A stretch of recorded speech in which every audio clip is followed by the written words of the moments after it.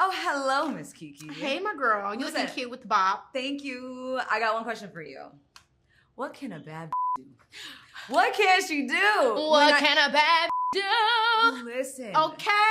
When I tell you from the first song, I was like, oh, we're going there. Ooh. We're going to get there in a second. But first, I want to talk about the showbiz references because obviously you're an entertainer. And the first thing that jumped out to me was like the variety music. Yep. And then the references, the Sex and the City, Moesha, Law and Order. Yes. So tell me, what was that about? So pretty much, I mean, obviously as a young entertainer in this industry, I grew up loving Judy Garland, Shirley Temple. I mean, my mom and dad were always talking about the vaudevillain era, even when you think about like Lucy and Desi Arnaz and all that stuff. But then also growing up being a child entertainer with Disney and Nickelodeon, I think for me it was really about setting the stage for what it means to be a product and a performer and a brand. And using that as a vehicle to address the parasocial relationship.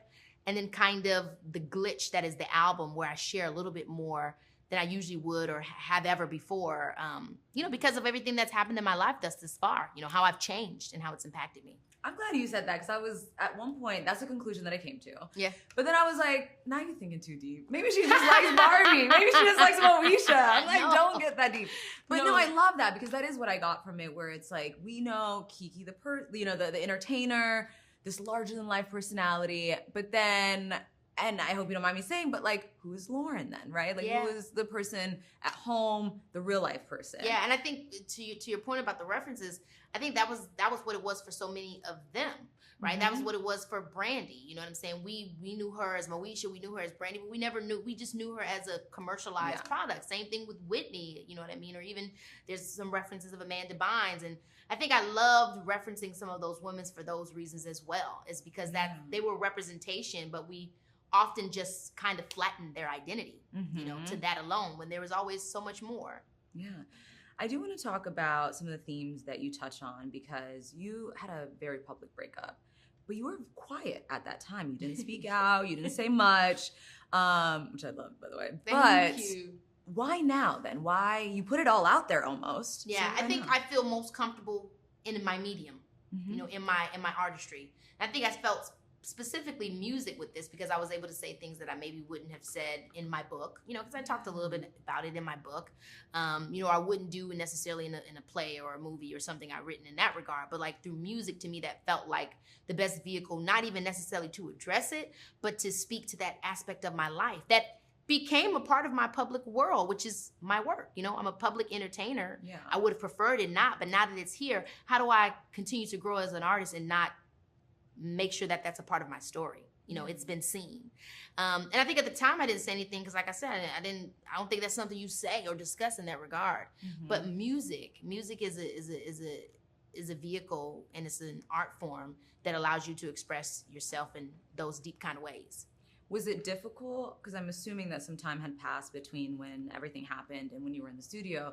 Is it difficult to kind of relive some of that with everything being so public and some of, whatever you were feeling in those moments?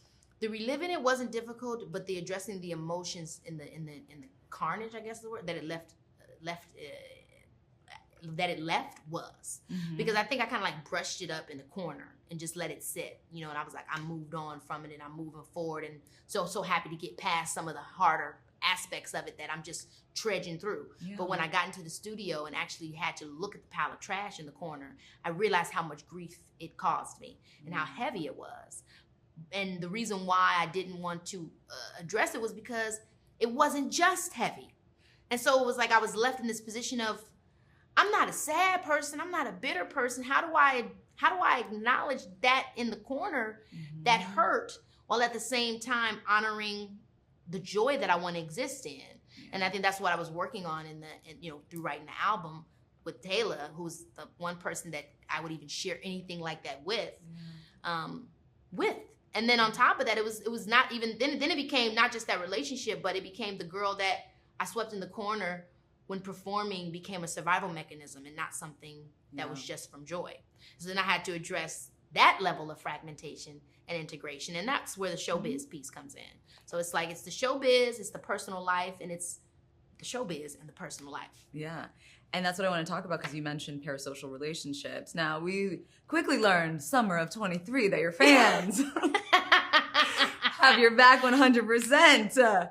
Listen, the Twitter fingers were Twitter fingers. Okay. But also there is that need to tell you what to do. And I Sure. feel like you mentioned some of the comments that you hear people say, or like you don't want to be perceived as in a certain way. But how do you balance the two then, with knowing that they support you wholeheartedly, but also knowing that, you know, they want to tell you how to live your life?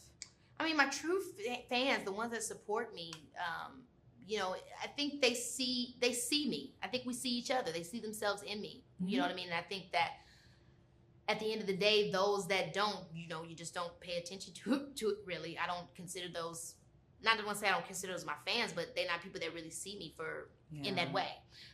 But you can't control it. It's one of those things where it just happens. You have to deal with it. Owning and reclaiming my story with just Keke is less about how people are going to feel about it and more about me just saying what I choose to feel about it, mm-hmm. and letting that be what speaks for itself. Do you feel like you're there now because, again, this is your first album, as a mother? Yeah. You have the title, What Would Sharon Do? What would your mom do? But do you feel like motherhood brings a different side out of you? I think it does, because there's so much more at stake when it comes to the child as opposed to some of these other things that you used to be worried about. Mm-hmm. So yeah, I think it just kind of puts things in perspective in a way. And then again, the strength, I think, comes from like what you want that child to see you do. So it all becomes less serious. It's so interesting. Right when the baby comes, everything's serious, too serious, you know, because you got this life and you just like, you've changed. But I think as time goes on, it becomes less serious and your focus shifts of what is serious. And I don't know, those parts of you that maybe were a little bit pettier, I don't want to say completely petty, but the things that you used to be concerned with, what people going to think about what you said or what you did, it becomes like a lot less important. I love that. I have not experienced that yet, but I look forward to that part, especially. Usher, obviously, was in the middle of all of this at one point. Confessions, has he heard it? Yes, he did. He cleared it. Thank goodness. I know. I was like, I'm sure you had to go through I it. was so glad. But I mean, Usher was somebody who had been, I mean, he's also a child entertainer. And he was one of those people that I had that conversation with of like, how to not let what the public thinks invade your process as an artist. You know, it's like you have fans and, you know, listen to those voices that reflect the truth. And then when those other ones don't, you got to ignore it and still keep staying true to you. Don't play to the applause. Don't play to the boos. Just play to what's true.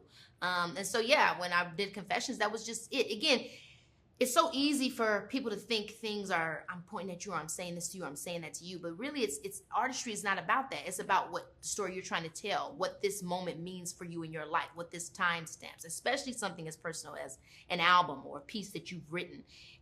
It's not about anybody else. It's about you trying to time stamp this moment where everything changed or where something important or impactful happened.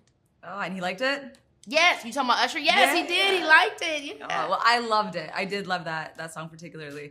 Thank you. Lastly, what kind of man can handle the successful, accomplished, multi-hyphenate, empire-building Keke? Stedman. That is my favorite part of off script. You were supposed to be my Stedman. Instead, you went on that baby daddy. What can a bad do when you see me how you do off script? Child, I think it's like, I've said that before too, and I know it's a joke, but also like, I mean, Stedman, he chilling. You know, I think, again, gender roles that's why I never liked the whole gender roles thing. They play a lot in how the world perceives things or what kind of man you need to have or what kind of man has to be with a woman like you. And it's like, it just has to be somebody that's cool with you existing as you are. That's it. Secure and, existing you are. Whatever people say about it, what people don't say about it, just being cool with it. And I make that joke of Stedman, but it's like Stedman or Russell Wilson or, the guys that let these women that are big powerhouses just do their thing. I think, if there was a man, if there's a man that I would ever need or wanted, it would be just a man that's cool and chill. Listen, no, and I ask because obviously, like you said, gender roles can play a role in it, but also just you are so accomplished and you've done so much in your life. Yeah. Lastly, just what do you want the fans to know? What message do you want them to get from this album? Mostly just that nobody could tell your story other than you, and you get to choose the tone in which you tell it. At every stage. Then there's so much power, even before, when I don't even think about albums, just in journaling and talking to myself about my life and choosing the way that I think about myself and speak about myself. There's so much power in that. And this to me is just another exploration of that self-devotion. This is my story. This is how I saw it. And I would hope that they would do the same. Yeah. I'm so happy you told it on your terms. Congratulations on everything, honestly. Thank you. I'm always rooting for you.